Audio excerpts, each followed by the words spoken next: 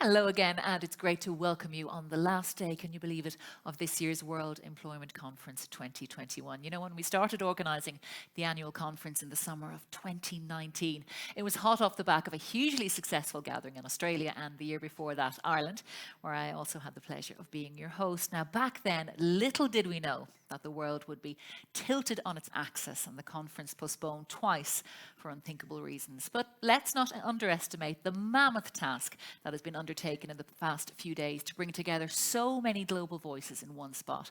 We may have had one or two hiccups, but what we're doing here is really groundbreaking, and we must remember how far we've come and how many challenges we've faced in a very short space of time. And what is being done in transforming labour markets to adapt to, well, as our speaker on day one, Peter Hinson, called it, the never normal, is pretty remarkable as well. What we found over the past few days is that people are ready. Businesses are ready, but we need our governments to take action and give us the proper policy framework to move on. Which is why we've gathered the finest panel we could find of international policymakers to debate with employers, representatives and trades unions about the best road to take. Not just today, but in the immediate future. You're all urged to join the conversation and steer your own future by understanding where this is all going. Now, we know that many say economies have changed during the pandemic, resulting in completely different labour markets and workplaces.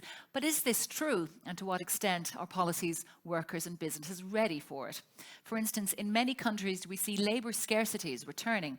The big question is whether this is just temporary, as many people have left labour markets during the pandemic, or are we looking at something more structural? Well, in our next session, we examine what could and should be the role of social partners and policymakers in order to adapt the world of work to the new normal. Before we meet our panellists, let's ask you, our delegates, a question, and we can then hear what our experts think throughout the session. We want to know what you think will be the biggest labour market policy challenges for post-pandemic economies. While you're thinking about that and sending us your thoughts in chat, let's meet our special panel of guests. So today, I'm delighted to be able to welcome Roberto Suarez Santos, who is Secretary General of the International Organization of Employers, or IOE, having held the post of Deputy Secretary General since December 2012. Now, in this post, Roberto is supported by a multilingual, multidisciplinary team in discharging his overall responsibility for the day-to-day management of the Secretariat and for ensuring the organisation works towards the achievement of the strategic priorities adopted by the IOE General Council. Welcome. Also, no stranger to us here, Bettina Schaller is the current president of the World Employment Confederation. Bettina oversees the group public affairs activities of the ADECO Group, encompassing regulatory and policy issues, and the ADECO Group's memberships in employers' associations at global and European scale. Now, Bettina was named a Staffing 100 European Influencer and into the International 50 of the Global Power 100 Women in Staffing. Also joining us online, we have Xianglong Li. He is the Director of the Employment Policy Department of the International Employment Organization, or the ILO. Holding a PhD in economics from Cambridge University, Mr. Li has written extensively on economic, employment and labour issues and is one of the main authors of ILO flagship reports such as the Global Wage Report and the World Employment and Social Outlook. He co-authored Working Time Around the World. Also joining us is Stefano Scarpetta. He's the Director of Employment, Labour and Social Affairs, OECD. He leads the work of the organisation in a number of broad areas, including employment, labour, migration, health, skills, gender, and tackling inequalities, and contributes to the implementation of the Secretary General's strategic orientations in these areas. Mr. Scarpetta has published extensively in academic journals, including in the American Economic Review, the Economic Journal, Economic Policy, the International Journal of the Industrial Organizations, and of course, Labour Economics. Now, also joining us very, very shortly will be Sharon Burrow, who you will know is the General Secretary of the International Trade Unions Confederation. She'll be joining us online from Australia. So we'll join Sharon when she's able to come with us online. Before all that, though, welcome to our panel. And I want to kick off because we have so much to offer here and to cover, that I want to throw one question to all of you. Be thinking about them, please. Xianglong, I might come to you online first with this. How can we effectively influence national governments to take relevant action in order to support the transformation of the labour market? So that first one to you, Xianglong. Yeah, thank you. Do you hear me? Yes, we can hear you loud and clear. Okay, thank you. Thank you so much, Alison, and also thanks to the World Employment Confederation for inviting me to this very exciting event. Alison, actually, your questions is very critical, but at the same time very complex, and we all know the influencing government to take a certain relevant actions. And that requires quite a bit of the multi-layered and multi-stage actions. So let me just briefly mention just 4 issues very quickly. First, I think we need to be very clear and also sort of secure the agreement on the what are really relevant actions. Oftentimes, actually, we have different views about the what are relevant, what is relevant, which is natural question, but sometimes actually that creates a big challenge for government and even sometimes slow down the government actions. In the current context, we can certainly see very strong agreement, for example, on the many areas like public health and proactive economic policies and social protection. But at the same time, I feel we need to work a bit harder on what kinds of reform we really need in different countries when it comes to world work. I believe the ILO Centennial Declaration, for example, last year, and the Call to Action for Human-Centered Recovery this year, that provide the overall guidance. But again, we need a bit of further details on that. I mean, also this is a bit of the issue which points to the importance of social dialogue in the coming years. I'm pretty sure Sharon and Roberto will speak about this more eloquently. Second, in doing all of this, I think we need to push the government away from the short-termism and also complacency. We know that from the previous crisis that the premature policy actions based on the short-lived recovery signs, that can have a very damaging effect on the world of work. Austerity policies or the premature fiscal consolidation is the one example. In addition, we have to remember this pandemic really widened the already high inequality. Also, the recovery process for that reason should be accompanied. And also, another important thing is this recovery process will be accompanied by a wave of restructuring for business, which means we have to expect quite a large wave of the transition for workers.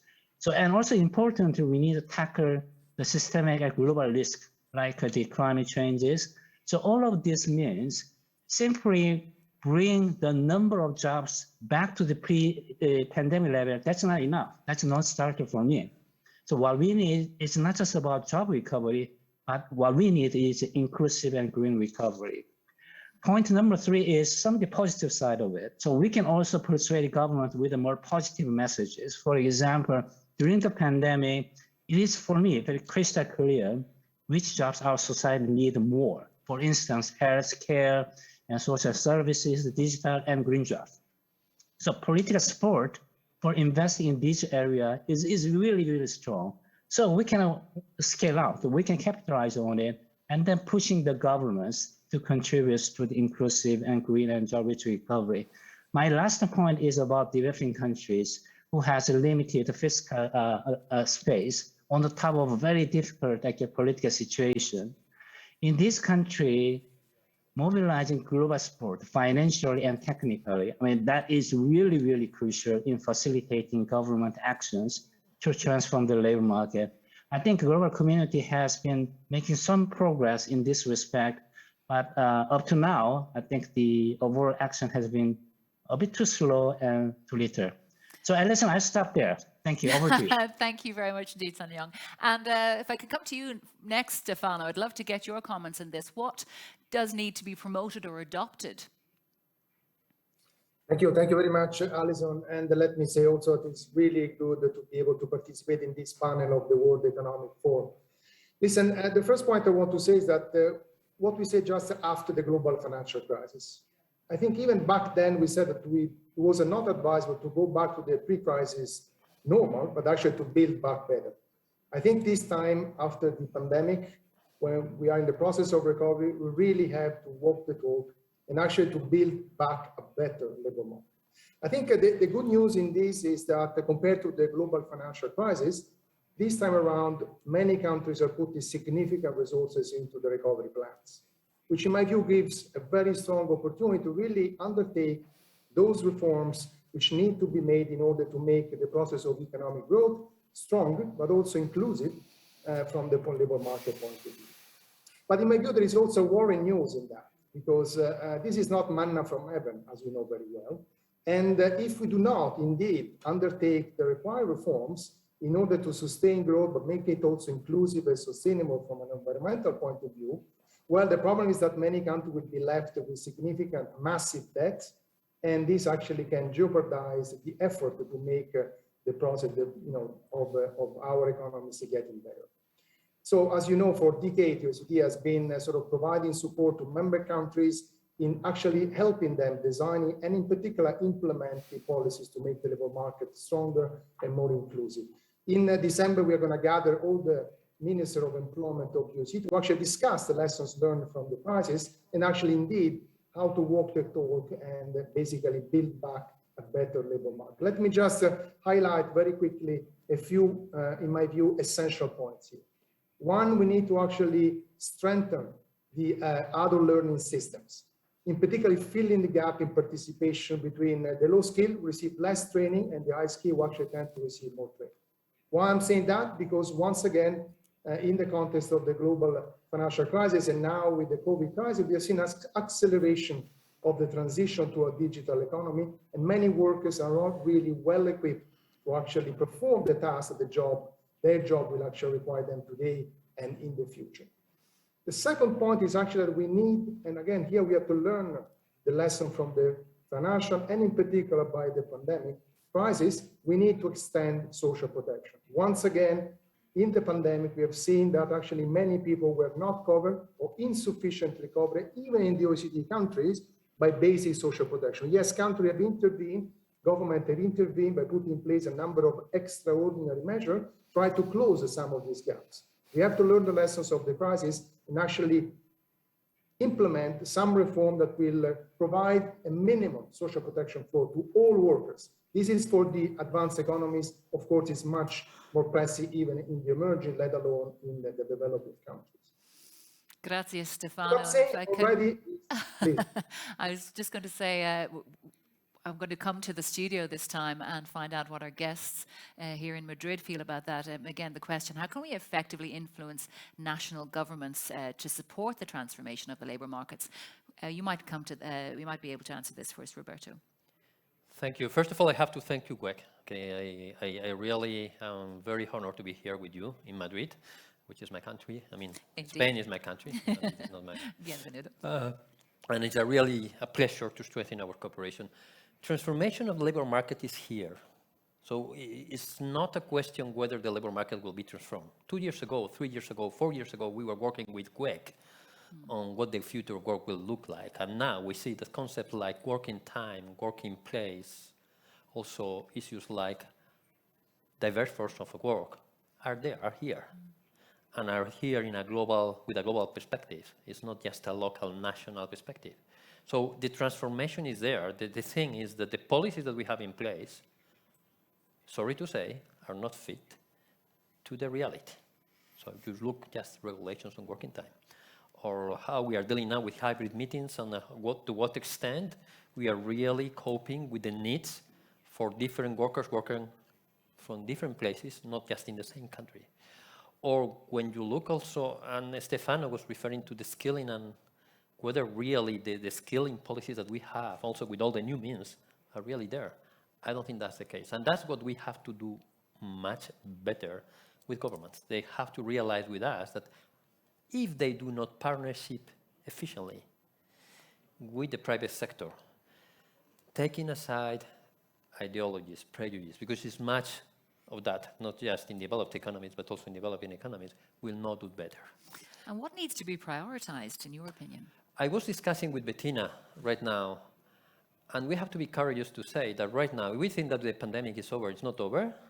In many European countries, you have, 80% of people vaccinated, but in many developing economies, you have 20%, 30% is the average in the worldwide, in some countries even 5%. If we think that they are just vaccinating our own population will be enough, that's so limited, because at the end of the day, we are all global, and new variants will come. This is priority. And we have to have the courage to say openly that health is priority for business continuity. And lockdowns, sorry, are no longer the answer. I mean, it's not sustainable to go back to a lockdown situation. So for me, that's the priority message, more political, that we should be passing, and we are with governments in this process, knowing that we cannot discriminate also individuals because of their vaccination or no vaccination. We have to respect that, but at the same time pushing this agenda. What are your thoughts, Bettina? Is this easier said than done? Easier said than done, indeed. And look, there's a few elements which this crisis has shown. One, we have seen unprecedented amount of countries that have taken an unprecedented amount of measures to support the labor market. This is something which, of course, for an industry like ours that is entirely focused on the labor market was positive. And I think going forward, what we really have to make sure is that that focus remains. So one of the calls that we have to governments is to make sure that the role of employment in the overall policy and in the overall framework that countries are looking to build going forward, that role of employment remains absolutely crucial. In too many countries, employment has a lesser role. Now, of course, if you ask me about the measures, I'm at a stage where I'm saying so much has been done already, so many good practices exist, and so many actors who know what they're doing exist, and this is where this industry comes into the picture as well.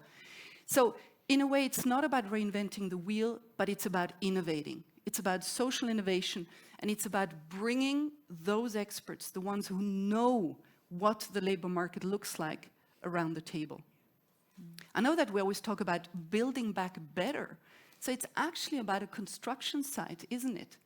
And in the construction side, you need a clear plan, you need architecture, but then you need the people who execute and the experts who come in there. So my call here is, in a way, pretty simple. It's, to policymakers, take this seriously. This is the moment where you have the chance to rebuild your labor markets. You have the chance to bring in experts who know what has to be done, whether it's on the training side, we heard it, whether it's giving access to work, whether it's in the needed transitions for the people or between the sectors, or whether it's in general in guidance in the world of work. Yeah, and as you've said there, though, the recovery of many countries and the measures in many countries is still lagging very far behind. I'd like to throw the question out here once more again. Sang-Yong, you might begin again for us. Are some of these countries ready to meet the challenges of this changed economy with different labour market needs, obviously, as we know, for every country, by the time they're able to open up again? Question. Actually, of course, countries are ready to take actions. But thing is, as I mentioned before, I mean, there are many conditions to me, to actually make all this happen. So political willingness, extendedness, to materialize. For example, Roberto refers to the importance of the global solidarity on the vaccination. That's a crucial condition. There should be some other global solidarity, either through the advanced countries and also international financial institutions, to support actually the reform process. We know the recovery and reform process is very much time intensive and also resource intensive. Unless we provide some support to mobilize resources to support it, that's important. Having said that, this effort should be also accompanied by more effective management of the existing fiscal and also public resources in those countries. And as Bettina mentions, with a clear sense of the strategic priority, that's very, very important. The focus and priority, and bring this together with strategy in place. That's important. Third point I quickly want to mention is that, especially when it comes to developing country, where I believe WEC members are very active, increasingly active, I must say, and we need some comprehensive, very innovative approaches to tackle informality.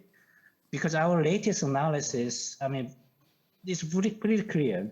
Job recovery we see from some countries tends to be driven by informal employment, unfortunately. This is not something we hope to see, but unless we take a very quick action on this, it's going to be very difficult in the future. I'll stop there. Back to you, Alison. Thanks very much indeed, Sang-Yong, and I'll return back here to my studio guest. Roberto, you might be able to pick up on that. You mentioned as well, COVID is not over yet, and the effects of COVID not over yet. So what needs to be done to catch up in these economies? Developing economies. I'm going to focus on that, okay? Because that's a completely different scenario. Yeah. First of all, I want to take the point that Shanghai has already raised. And we keep saying in different global debates, informality. It's not acceptable. It's a failure, in fact, that 60% of the occupied population is in the informal sector. In many of these countries, it's 90%. We have been doing something wrong, really wrong. So what kind of innovation can we bring to bring progress on promoting transitions to formality? Has progress been there? Yes, there is some progress. Don't be also, but it's very, very slow. So, of course, there are institutions which are not solid, which need to be reinforced. Of course, there is also issues related to corruption, a lack of compliance. But it's also quite evident that in many of these countries, what you have is a an unfriendly, very unfriendly business environment. And we have to have the courage to say that. It's not easy to have a business. It's not easy to struggle. And in fact, we launched a campaign, which is the Business Heroes campaign, to show how difficult for a woman, a man who set up his own business is to survive. So that's the key aspect in which I would very much advocate for a joint effort. And finally, we agree, and we have also had the courage to say it openly, that social protection networks should be also a priority, okay? Sustainable social protection. We saw that in countries like, Bangladesh, and with the garment sector, but in other countries where you really miss a kind of income from workers when the orders from companies all of a sudden disappear. So there is a need also to push an agenda of labor institutions, but at the same time, and that's the deal, to promote a business environment which is much more friendly. Alison, I'd like to actually, Roberto, introduce an additional element, and we have worked tremendously with you, with the International Organization of Employers and with your respected partners, on one element which is the need for diverse forms of work. The recognition in our days that there are different types of contract, different types of work in every country. And it's of course linked to the issue of informality, because we're starting to see the data we're starting to build now. The more you establish the fact in a labor market that there are different ways of working and contract, which all come at a level playing field with their benefits, with their elements of security and flexibility, by the way, the more you will be able to bring people into the labor market. So for us at World Employment Confederation, one of the key elements, we will not tire to speak to our stakeholders, and actually thank you again very much to the International Organization of Employers for the work on this together. Finding that balance, I presume, is key between what the employers and the employees would like to see is probably key. Absolutely. And actually, we work together heavily, and I can't wait for Sharon to join us very soon with our trade union friends on this specific topic as well. It's the recognition for us, the agenda of also, putting the individual first, of finally focusing on the employability, on this path that everybody has and will have in the labor market. Working together with our friends from the unions is absolutely key here, and I've been very impressed with them. I think I might be hearing that Sharon is able to join us on this, which is opportune timing, because Sharon, if you are there, we would love to hear from the unions on this particular topic. If you've been able to hear any of the answers there. We were talking about many countries are lagging behind, and are they ready to meet these challenges? Well, we had historic levels of inequality and development before COVID-19, and a global business model which wasn't a fair competition floor for either developing economies, for people, or for the planet has to change. So if you're asking me, will we come out of, or at least live relatively safely with a pandemic in the coming future equally around the world, the answer is clearly no. And if you just take one really big indicator, Social unrest is now so serious, planetary destruction is now so serious, that you are seeing less than 50% of people living in democracies, less than 55% of people with any form of resilience by way of social protection or those incredibly important services of health, education, childcare, aged care, the care industry. And so the sense of security is destroyed, but so too is it for business, because business cannot operate unless they live and work in stable democracies. So this impacts on the employment market, and all wealth is indeed created. I know that we have enormous speculative wealth, but all real economy wealth that is shared or should be shared with people and therefore generate development has to come through the world of work, the world of business, the world of work. So I often say we are indeed joined at the hip, but we've come apart in too many areas as the dialogue partners we should be. And so the big challenges for repairing not just labour markets, which are broken when only 40% of the world's workers have any form of secure contract, and a third of those are indeed in increasingly insecure or precarious work with low wages, often in unregulated or hidden supply chains. So we have an agenda of creating both wealth and shared prosperity from decent work that is environmentally sustainable, that is a common one. And we have a lot of work to do because inequality has just got deeper, more people in poverty, less employment. We've got people dropping out of the labour market. I know you'll talk to me about small areas of skills shortages. I accept all that, but they're problems we can fix.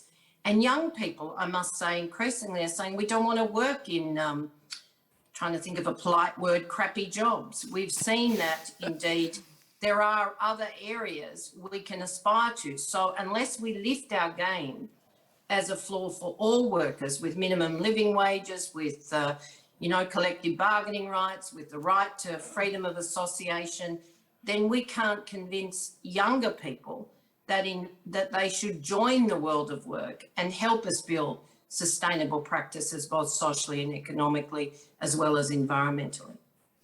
Well, just very quickly, another one for the entire panel, because we know that a lot of people simply couldn't work, and a lot of the emergency measures that were put in place, the emergency payments, the furlough schemes, they're being phased out if they're not gone already.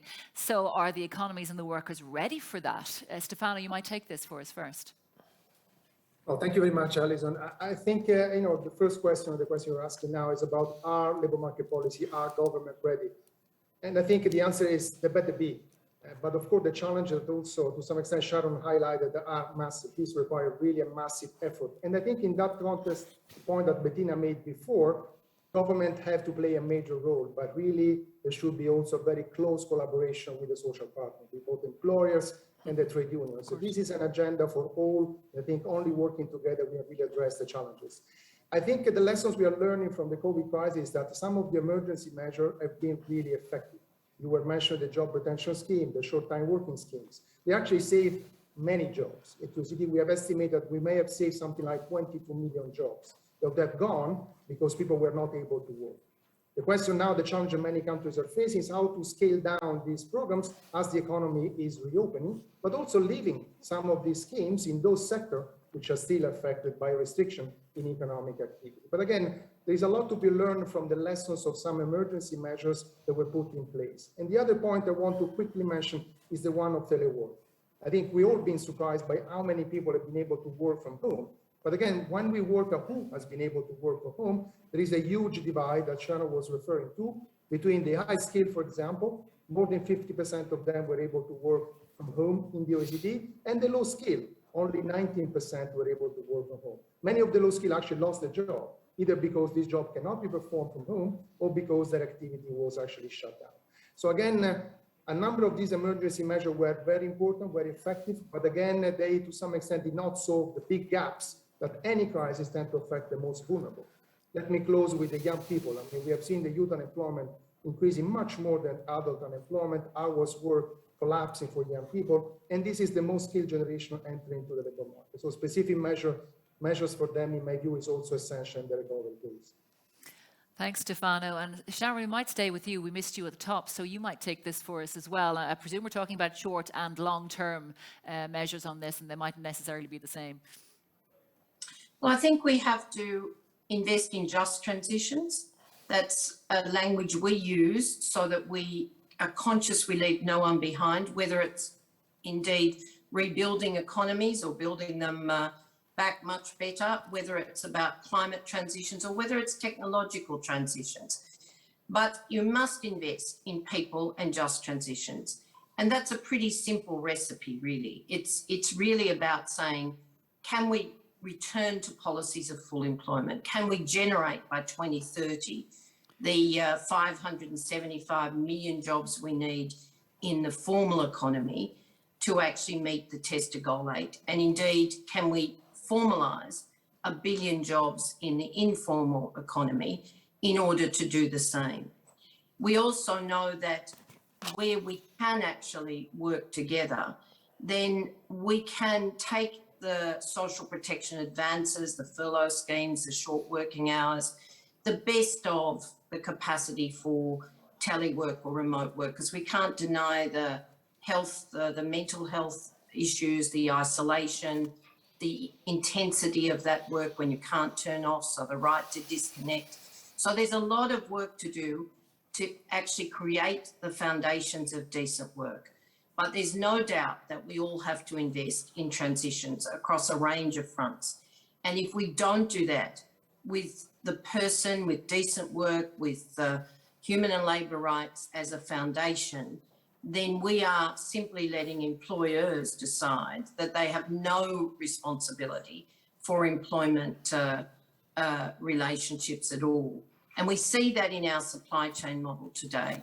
Roberto talked about our joint commitment to social protection in supply chains, to decent work in supply chains, but 94% of the workers in our supply chains are hidden to the CEOs who actually ultimately create the contract that will drive those jobs. So we've got to do better. Mandated due diligence is on the agenda.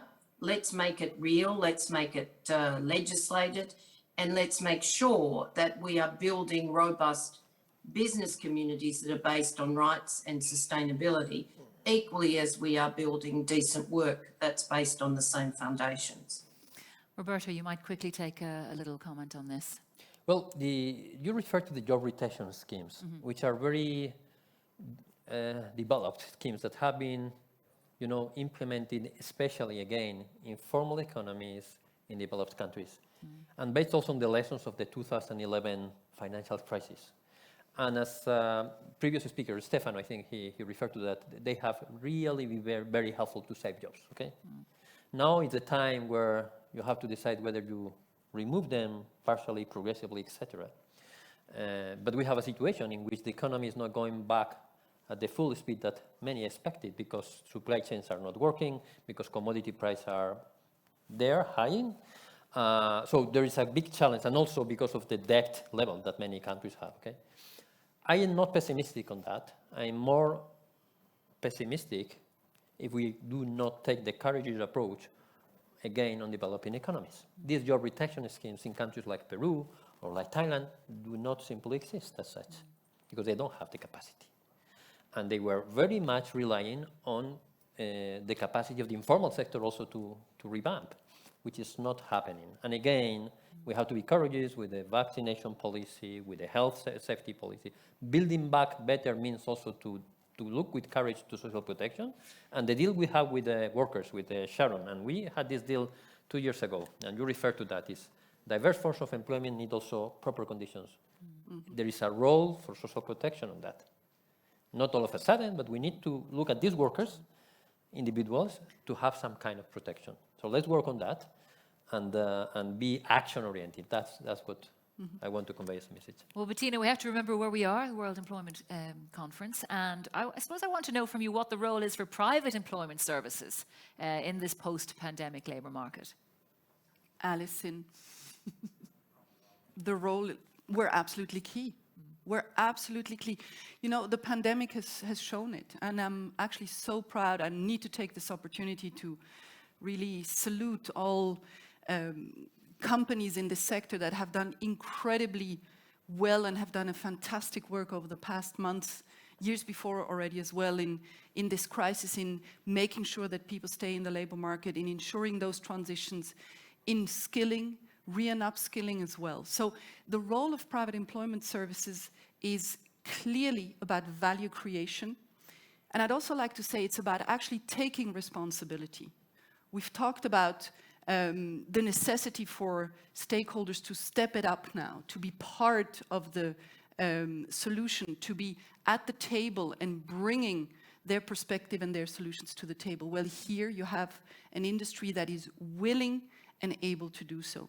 So in my view, clearly it's an invitation, it's a call to every government out there is do consider the private employment services industry, because they have a tremendous contribution to play. They have real value to bring to the table. Absolutely, and we're seeing that in the chat. It's great to hear your comments coming through on the chat. Aligning our services with the current economic situation in each country and sustaining a different field approach is one way we can do this. Charles Cameron in Australia, they're telling us individuals more than ever want agency in work and life. Question here, can we then accept more digital platform-based work that will be, by definition, allow for better or broader tracking of the workforce, thus decreasing the size of the informal workforce? There's a good question, if anybody would like to take that. Who's brave enough? Well, I would if... Sharon, yes, yeah, please. So you know, private agencies exist and we've coexisted and we have a good relationship indeed, as Bettina knows. But these agencies can't be used to dilute the responsibility of business for due diligence and indeed against employment rights, you know, standards of living, etc. So it can't be used simply to, I suppose, dislocate the employment responsibility. And Bettina and indeed others have led the charge to see that private employment agencies respect rights at their, wherever possible, full-time jobs with security and equivalent wages and so on. But in emerging platform or internet-mediated businesses, you have just that. You simply have employers not taking responsibility. For us, the technology is immaterial. We've organised fair employment contracts in the entertainment industry forever by negotiating collective contracts at a fair price, and then, of course, people negotiate based on celebrity and skills and so on. But that's not allowable, and it's opposed by too many employers. So unless we get the right space in these new and emerging uses of technology around employment, then you will see huge arguments, huge legal challenges, huge resistance. So we have to work together to make sure it is indeed decent work. I'm just looking to see here, thank you very much indeed for that, Sharon. I'm just looking to see some of the more comments here from our online participants and here also in the studio. Charles 100% agrees with you there. All employees must be held accountable. Staffing firms are exceptionally well placed to provide ode to new job transition. Is that the case, Bettina? 100%. Look, This is a sector that is incredibly focused on the right types of codes of conduct and as I said, responsible employment related elements. So I put my personal hand in the fire that members of World Employment Confederation, and actually go beyond that, you know, they're incredibly focused on ensuring that every worker that trusts to come and use the services of a company in the sector, that worker is well looked after, receives all the benefits that are required, clearly receives the right wages. So, as I said, one of the key players, in my view, in the future setup. We do have a small select audience here in Madrid, and maybe I'd like to throw a question out to if somebody would like to question our panel here. Anybody in the room here with a question for our panel? My goodness, you're all very quiet. What we will do is then I would like to go round our panel and just to get one key point from each of you. We've covered so much here. We do know that this is a labour market in serious transformation. Some countries still playing catch up. So perhaps, Sanyong, I could come to you with one final word for our delegates here. I think the current labor market programs are actually very good. I mean, playing an important role. But at the same time, these all programs need first the scaling up, even to incorporate all the emergency measures. I mean, in the case of the big crisis like the current pandemic, and also we need a very strong adaptation as well. So this is a big topic we have to work on in the coming years. Okay, thank you for that and for your participation, of course. Stefano, what can you bring us? Thank you, Alison. Well, I think the challenges are clear, I think are massive, but so is the opportunity to actually address them in an effective way. And I think the recovery plan that many countries have put in place, I think offer this one-in-a-lifetime opportunity, I would say. In order to really address the challenges, this is an action by government, but really working closely with the social partners and the civil society. That's, I think, an important element of that. The only concluding point I want to say that we cannot miss this opportunity. The challenges there have been there before. They've widened up during the COVID crisis, and with the resources that are available in many countries, we can really address them if we work together. Absolutely. It's time to take action. Sharon, from the union's point of view, what do we need to be doing? We need to look at whether or not we are committed to full employment, whether we are committed to the integration of people and the planet in the business models. And that means, you know, secure works with fundamental rights and indeed environmental standards. Our multilateral system is not geared up to provide a fair competition floor for global trade. And so the actors in the economy, business, workers, we need to be clear. And I would say that, Bettina, for your companies, you've made a commitment to rights. But I can tell you for every one of those, the fly-by-night agencies who charge migrant workers fees, who actually employ workers on the lowest possible rate for business. So we need to get the regulatory framework that makes your high ambition a reality, indeed, across the board. Thank you very much indeed, Sharon. Do you want to respond to that very quickly? Sharon, you know, we work together, we want to work together on this one. It is unacceptable to charge fees to workers. There is an ILO convention on this. This is one of the #1 principles of our sector, and we will uphold that going forward. So looking forward to making further progress on this with you. And we look forward to bringing that to you when it happens. Roberto, a very quick line from you. Very quick line to say that what we need right now is efficient partnerships with ambition, sticking to our values. The values are there, have still be there for a while. We need really to make different partnerships in terms of educational policies, in terms of employment policies, in terms of how to tackle diverse forms of employment. The time is now, and I think that we have all the ingredients to make it succeed. Okay, and a very final word from our president this year. It will be just a few words. Let's make sure that we strike that balance between flexibility and security for the benefit of workers, for the benefit of businesses, and the benefit of countries out there. Absolutely. Well, thank you, and thank you very much indeed for joining that fantastically lively discussion. Make sure that you carry on the discussion as well. For now, though, we're going to move on to our next session, so do join us then. From all of us, though, thank you. Thank you.